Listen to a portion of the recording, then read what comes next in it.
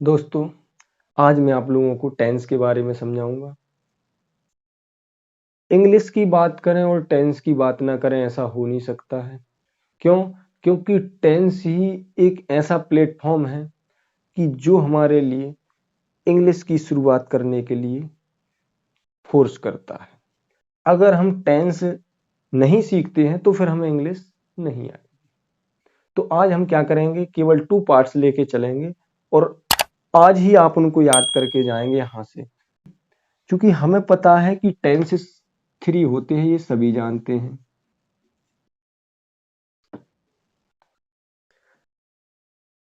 पहला हमारा है इंडेफिनिट, जिसे हम सिंपल भी बोल देते हैं। सेकंड है कॉन्टिन्यूअस, थर्ड है परफेक्ट और फोर्थ है परफेक्ट कंटिन्यूअस।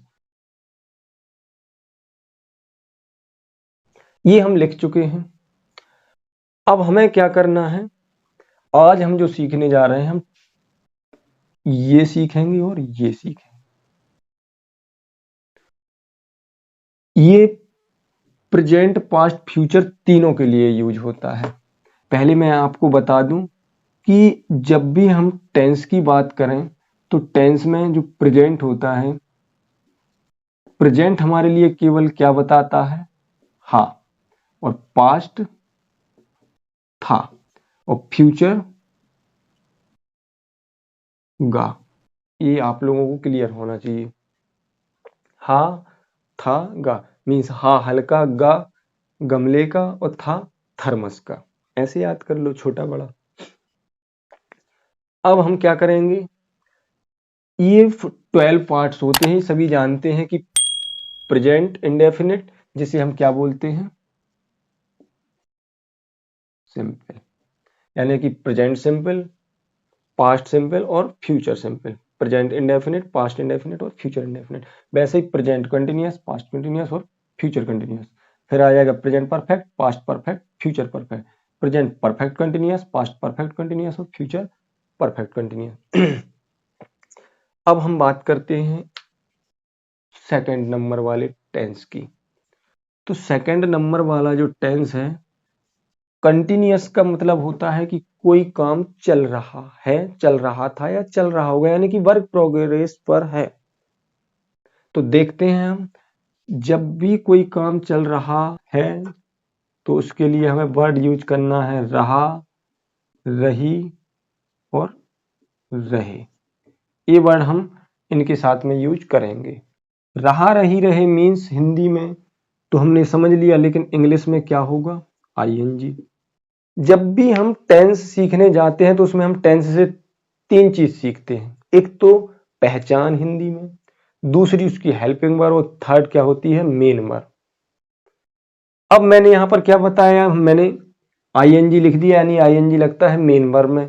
तो ये कितने टेंस के लिए यूज किया जाना है, प्रेजेंट, पास्ट और फ्यूचर।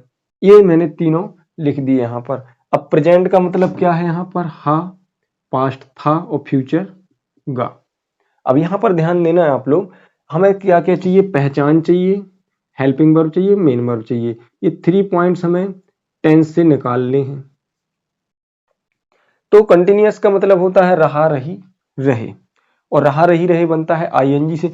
सबसे पहले हम यहां पर लिखते हैं इसकी पहचान।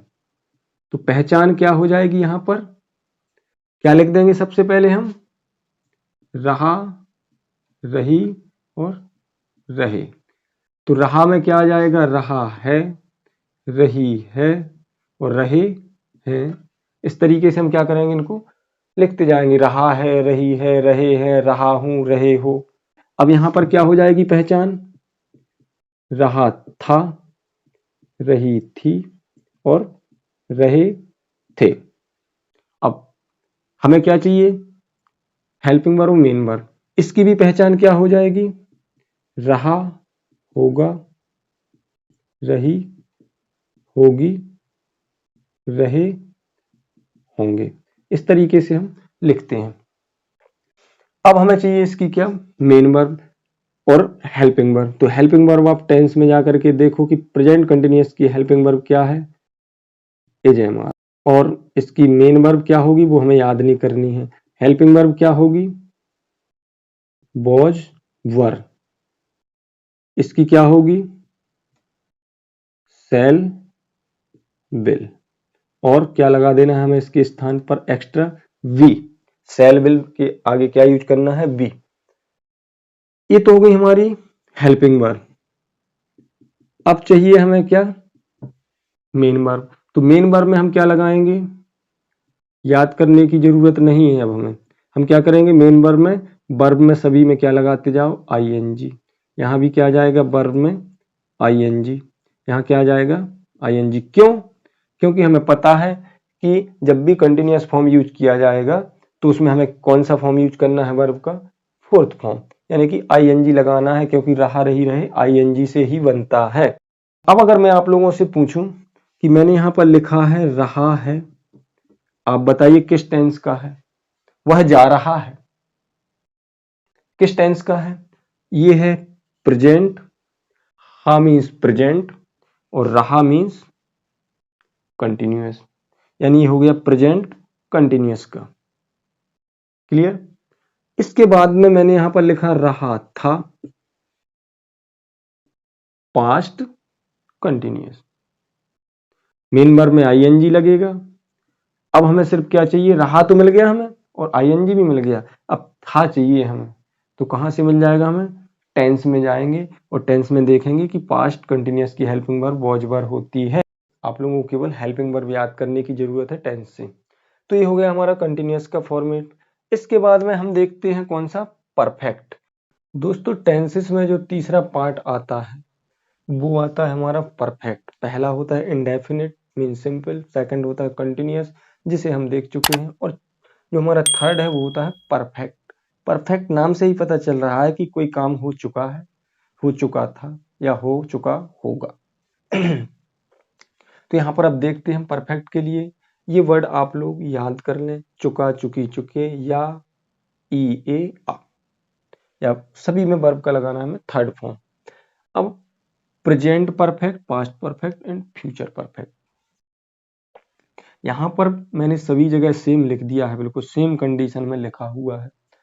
अब हमें करना क्या है, पहचान के लिए जैसे मैंने बोला ये तो परफेक्ट है, लेकिन परफेक्ट में मुझे क्या भी लगाना है, प्रेजेंट। क्यों, परफेक्ट तो हो गया, प्रेजेंट कहां से मिलेगा, यहां से।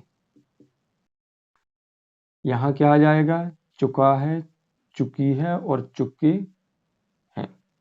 यहां पर क्या आ जाएगा, आ है, स्वर क्या निकला, चुका, आ है, चुकी, ई, तो यहां पर ई है।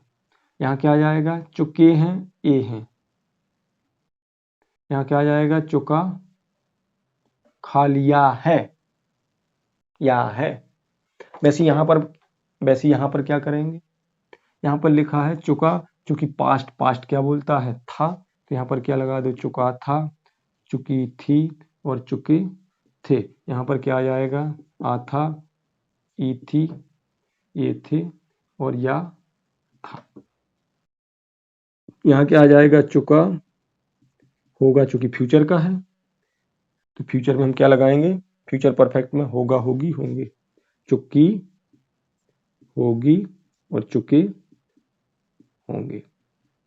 यहां पर भी क्या जाएगा, होगा, होगी, होंगे या होगा। इस तरीके से हम इनको हिंदी में डिफाइन कर देंगे। अब हमें चाहिए मेन वर्ब, तो मेन वर्ब हमें चाहिए ही नहीं। क्यों, क्योंकि मेन वर्ब में हम सभी में वर्ब का कौन सा फॉर्म लगाएंगे, मेन वर्ब में लगाएंगे वर्ब का थर्ड फॉर्म। यहाँ भी थर्ड, यहाँ भी थर्ड, वहां भी थर्ड। सिर्फ हमें टेंस से क्या यूज करना है और क्या याद करना है, हेल्पिंग वर्ब। तो इसकी क्या होती है, हैज, हैव। इसकी क्या होती है, ओनली हैड। और इसकी क्या होती है,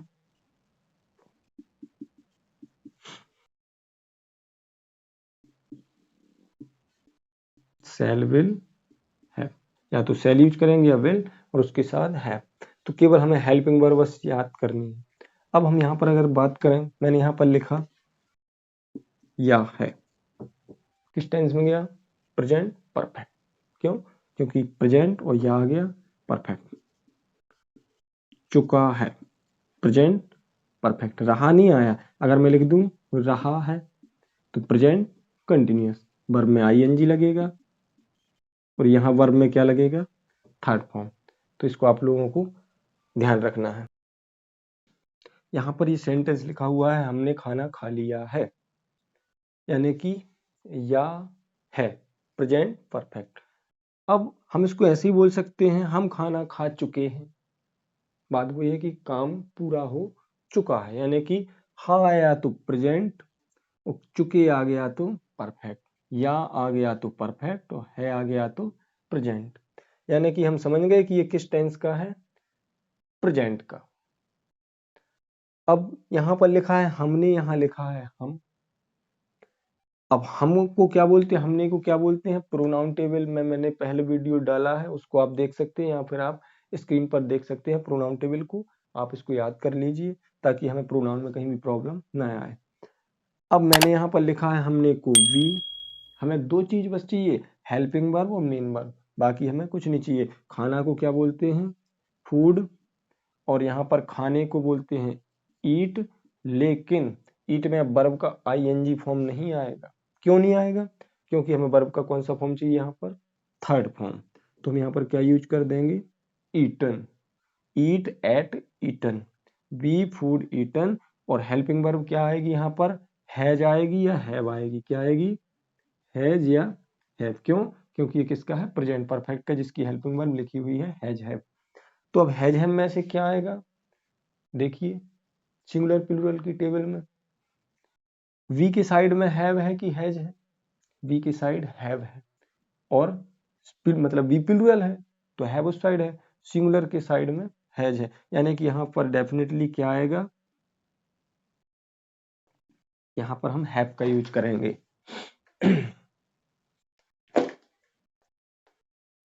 तो यहाँ पर क्या आएगा, हैव आएगा, तो यहाँ पर हम हैव का यूज करेंगे। अब सेंटेंस को सीधा लिख दीजिए स्ट्रक्चर के अनुसार। सबसे पहले इंग्लिश में आएगा सब्जेक्ट, उसके बाद में आएगी हेल्पिंग वर्ब, फिर आएगी हमारी मेन वर्ब, फिर आएगा हमारा ऑब्जेक्ट। इस तरीके से हमारा सेंटेंस बन गया, वी हैव ईटन फूड। अब अगर हम बात करें कि अगर मुझे इसको पास्ट में लिखना है, तो हमने खाना खा लिया था और हम खाना खा चुके थे। दोनों एक ही है, क्योंकि मैंने अलग अलग मीनिंग दोनों की लिखी है वहां पर। ऐसा भी बोल सकते हैं, ऐसा ही बोल सकते हैं।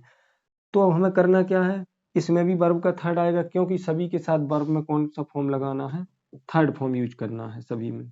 तो मैंने जब सभी में वर्ब का थर्ड फॉर्म यूज करना, तो पास्ट, ये हो गया हमारा पास्ट, और या आ गया तो हो गया परफेक्ट, यानी कि पास्ट परफेक्ट। पास्ट परफेक्ट की हेल्पिंग वर्ब क्या है, हैड।